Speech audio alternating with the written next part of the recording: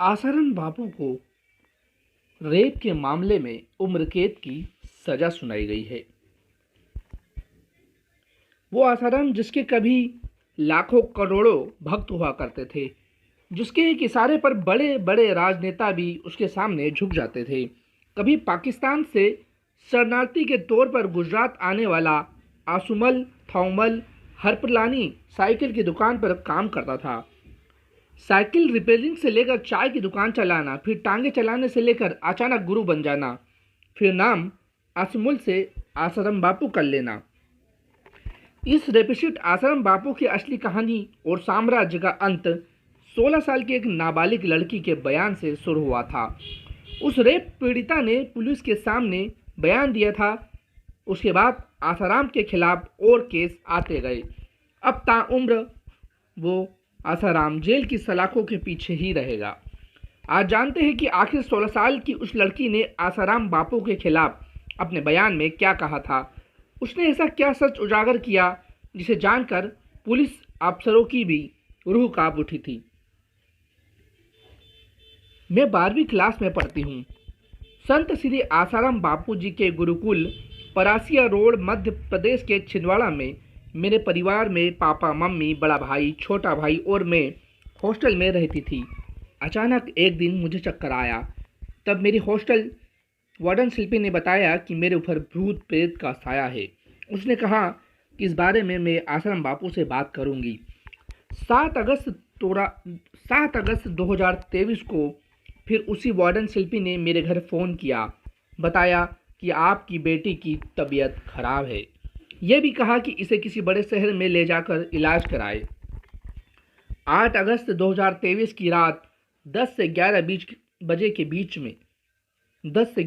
के बीच में ही मेरे मम्मी पापा दोनों गुरुकुल आ पहुँचे। अगली सुबह यानी 9 अगस्त 2023 मम्मी पापा दोनों हॉस्टल पहुँचे। उस समय दोनों की हॉस्टल वार्डन शिल्पी से बात हुई। उस शिल्पी ने बताया कि आपकी बेटी के ऊपर किसी भूत प्रेत का साया है। उसने ये भी कहा कि इस बारे में मैंने बापू जी को बता दिया है।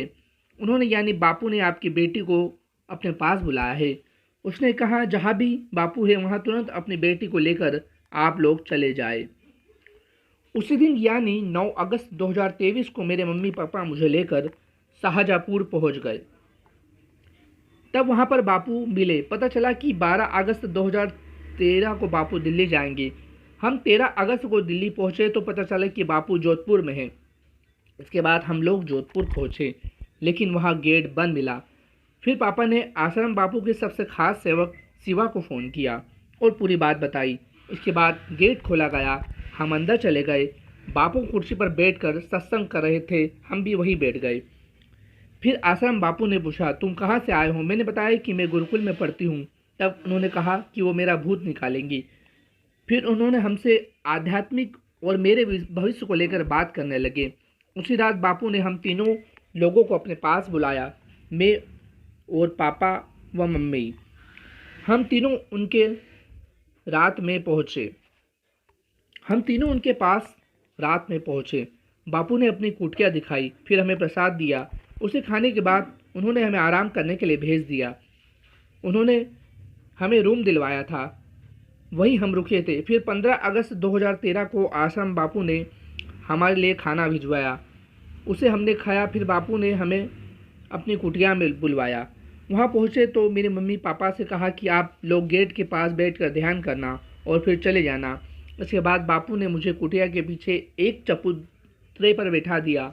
वहाँ पर एक गिलास दूध दिया और पीने को कहा। इसके बाद उन्होंने मम्मी पापा से कहा कि आप लोग यहाँ से जा सकते हैं। थोड़ी देर बाद पापा चले गए, लेकिन मम्मी वहाँ बैठी रही। इसके बाद बापू सामने वाले दरवाजे से अंदर चला गया और लाइट बंद कर दी। इसके बाद उसी कुटिया के पीछे वाले दरवाजे से मुझे अंदर बुलाया। मैं अंदर गई तो उसने मुझे अपने पास बिठाया, बातें करने लगा। फिर मुझसे कहा कि अपने माँ बाप को देख कर आओ कि वो लोग क्या कर रहे हैं। मैं बाहर गई। फिर अंदर अचानक बताया कि माँ बेटी है और पापा चले गए। ये सुनकर उसने कमरे को लॉक कर दिया। फिर मुझसे छेड़छाड़ करने लगा। मैं चिल्लाने लगी तो धमकी दी, बोला कि वो मेरे माता पिता को जान से मरवा देगा, इसलिए चुप हो जाओ। मुझे धमकाकर मेरा मुंह बंद कर दिया। उसने मुझे पहले चूमा, फिर मेरे साथ ज़बरदस्ती करने लगा। मैं रोने लगी तो उसने मेरा मुंह बंद दबाकर चीखें बंद करा दी। ये सब कुछ करीब 1.5 घंटे तक चलता रहा। उसने 1.5 घंटे तक मेरे साथ ज़बरदस्ती की। रूम के बाहर उसके 2 से 3 सेवक खड़े थे।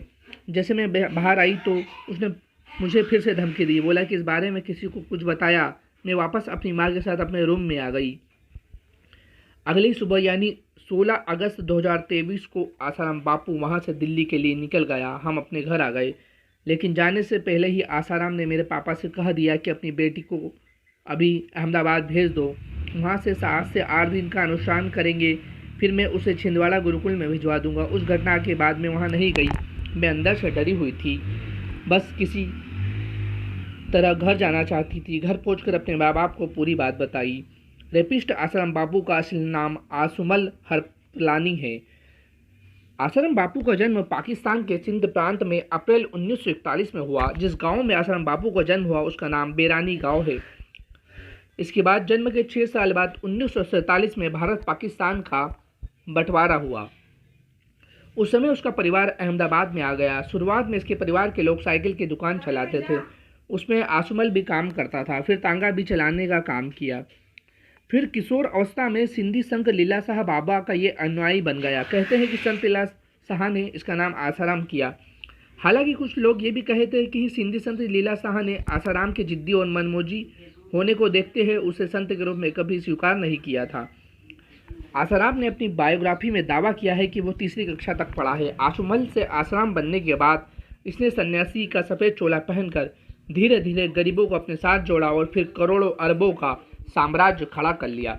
लेकिन 16 साल की इस लड़की के साथ हुई रेप की घटना के बाद आसाराम की असलियत दुनिया के सामने आई। अब वो उम्र कैद की सज़ा काट रहा है।